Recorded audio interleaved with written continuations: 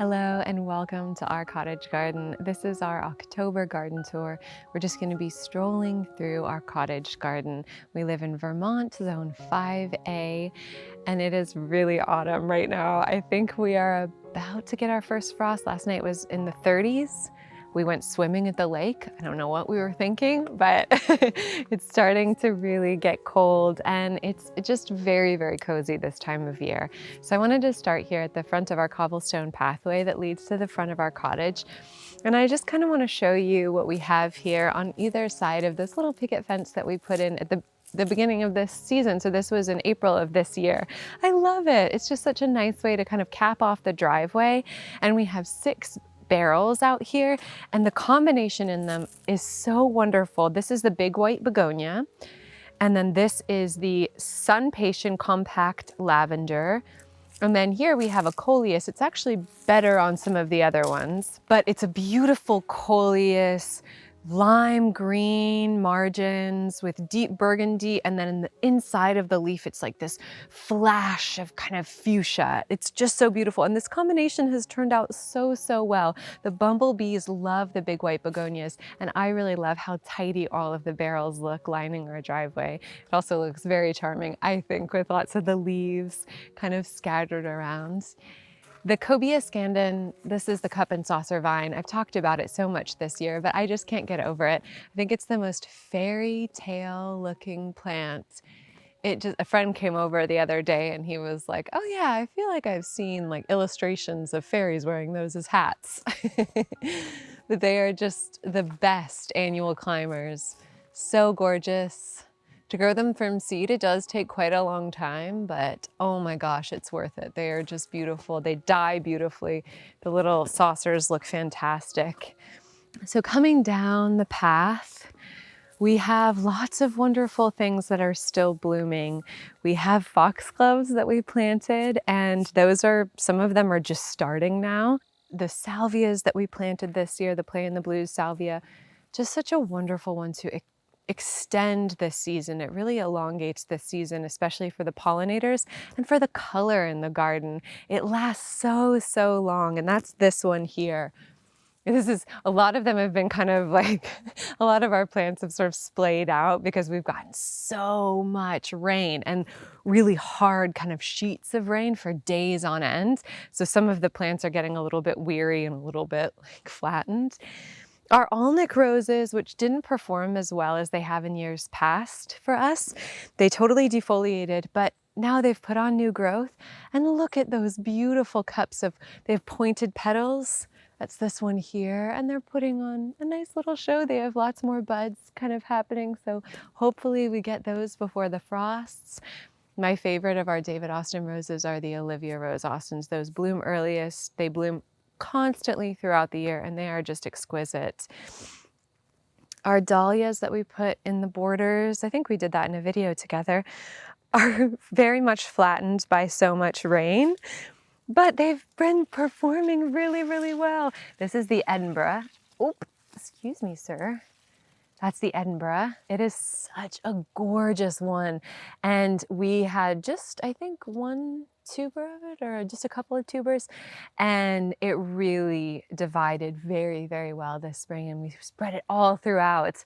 And even though most of it is sort of flattened right now, so it's sort of like Edinburgh has become one of our ground covers, which is kind of nice to look down and see these beautiful dahlias.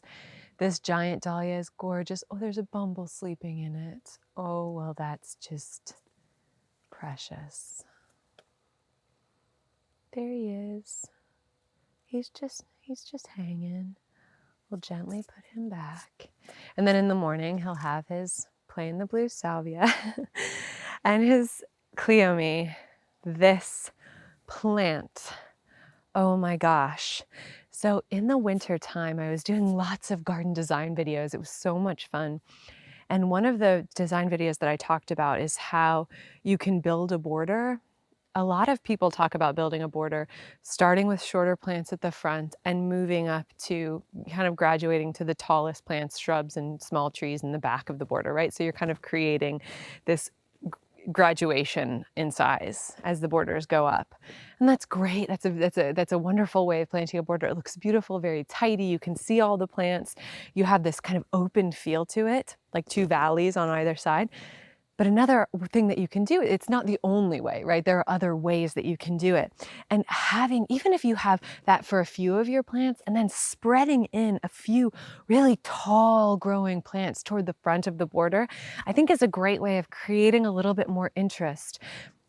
You can just play around with these gardening concepts, do a few low plants and then kind of graduating up, do a few taller plants in the front of the border, maybe some smaller ones kind of tucked away so that you kind of have to look through the border. This is just a great way of sort of playing around with it and creating a little bit more interest and intrigue, because these are here, you don't really know what's behind them. And this one in particular is a fantastic annual, and playing around with this in terms of annuals is a wonderful way of doing it because, you know, it's just for this year. You can test it out. If you hate it, next year you can go back to the graduation, right? So another wonderful thing that I love that we did this year was adding all of the kale in the front. Honestly, I think that's probably my favorite like annual that we've done in the front of the borders. Our petunias and our verbenas didn't do very well, but the kale looks fantastic. The structure that it provides, it's kind of dotted throughout, zigzags all through, and I just love that dark, deep blue foliage with the ruffles on it. It's just so, so romantic. I really love that one. The kale in the back of the border just looks very, very beautiful as well. And we have a repetition of things, you know, we like to repeat as we move through. And here we have another of the cleomes and a few of the annuals that I just have really loved. Supertunia minivista plum veined is a gorgeous petunia. That's these ones here, and I think it pairs really beautifully with the cleome, the Senorita Rosalita cleome. We introduced these really beautiful chrysanthemums here from Equinox Valley Nursery. They do such a wonderful fall display. And so we got a couple of these because the sedum that we have throughout the border, that's one of those really consistent plants for us. I love it so much. It usually does so well here, and we've spread it throughout the borders. It's a beautiful perennial. It just got way too much rain this year for it, and so they all succumbed to powdery mildew, and we had to cut them all back. And then we just planted these, kind of tucked them a little bit farther away from the root ball, but it did spread out to cover that gap, and we didn't get rid of the plant. So the sedums are in the ground there. They'll grow up next year if we have a good season, and they'll make it through. Lots of other things here. Supertunia vista bubblegum here. On either side, we have geraniums, salvias. We have the rockin' deep purple salvia on either side of the border here. All of our peonies that have gone over back here. And you know what's funny this year, you guys? This is the first year that we've struggled with spider mites. We've never had spider mites. We've had kind of almost every other pest, but that's one that we haven't had. And two of our plants got it this year. This Baptisia, I noticed just the other day that it had some spider mite damage. I was like, oh, it looks like maybe did it get nipped by frost? No, it was spider mites. And same with our pineapple sage, which is one of my favorite apothecary garden plants. That ate it. Another favorite apothecary garden plant, another favorite medicinal tea is this, which a lot of people just see as a weed and take it out because it is very, very aggressive. This is goldenrod, and we have it in the back of this border here. You can use the leaves and the blooms for tea. These have gone over now. But I also just really, really enjoy cutting the goldenrod and having it as an arrangement in the house. But that's a wonderful one. It's kind of gets a bad rep, but I really do love it. And I think the fields of goldenrod here are just so stunning. They're such a beautiful kind of segue into fall in this region. I love how the peonies turn this color. All of these beautiful tones. They're just so pretty. We have them all in the back of the border here, and they turn these just gorgeous, like rusty reds and burgundies. And then back here we have our sun patiens and our little stacked stone wall. And those are just doing really, really well. I love that. I think that bright color, I think that's the compact lavender splash, I think. And that one is just beautiful. It's like a really soft lavender. It kind of looks white, and it's one of those colors that really shows up around dusk. So it's convenient to have it here at this time of year. I'm not sure if you can see this. I'll show you another one of a little bit later, but this time of year, all of the wild asters, New England asters that just grow native here, are all along the hillside. You probably can't see it, but we can probably show you a little bit of that later on. And there's another one over here that we have, and I just encourage those to kind of bloom and grow everywhere because they're really spectacular. I'm going to show you over here quickly before we make our way into the shadier spot there. But here we have, like I said, this salvia. Sadly, the hummingbirds have moved on for the year, but this is their favorite little feast, and they come up and fight over the salvia. It's so cute. And I really love this Dusty Miller here. So Dusty Miller is a biennial, so it'll really set its roots the first year, and then it'll put on a show like this the second year. So even if you're tempted to pull it out of the ground, just leave it and see what comes up the following year. Here it came up again as well. We just put tiny little plugs 2 years ago, at the beginning of the season, and now they're really doing what I wanted them to do. Just a couple of years late. But this porch bed, I think, has really gotten some shape to it. I think adding some little pockets of color with the sun patiens is really a helpful way of just sort of creating some interest in the shadier beds. I think spreading having plants that are perennial, that do really well in your area is really important. And I like to do that throughout the borders, taking things that right plant, right place. And then for the rest of the time, sometimes I just like to experiment. I love to have annuals in so that we can kind of bridge the gap in terms of, when some of your perennials are going over. And that way you have like kind of constant color. So we have a lot of color with the sun patiens here, the compact lavender, which are the same ones in the barrel. So sort of tying these together. And then lots of color with our salvias. We had three of the rock and deep purple salvias in here. The lamium, the dead nettle here that we've put all throughout as a ground cover in this porch bed. It loves it in here. It loves it on the moist side. It loves a little bit more light, but it can handle shade, and it's just fantastic. It's such a great one. The rudbeckia here, this is a wild rudbeckia, that's this one here. Just providing lots of fun color, and our hydrangea, that's the Limelight Prime hydrangea. So lots of really fun stuff in here, and I think that combination of the perennials, the shrub, the annuals, we have some evergreens in this bed. I just really like how this is turning out. Speaking of color, I love the color that the interrupted ferns turn this time of year. Also, there's like so many little mushrooms growing in little fairy circles under here, which is so fun. But look at that. I mean, I don't know if this one's just dying or if this is just the color of it, because I don't remember it turning this color last year, but it is gorgeous. I love how that looks. It's just this vibrant orange. And how often do you get like orange foliage in a border? You get it on the trees a lot, but not so much in the border. I just love that. And I love that it's this giant statement piece, and it has such a fun structure to it. Both of our prairie fire crabapple trees have put on a lot of growth this year, so hopefully they'll put on a great show next year. We have lots of fun things, we've been training annuals up this every year, and finally we got some morning glories to bloom up the side.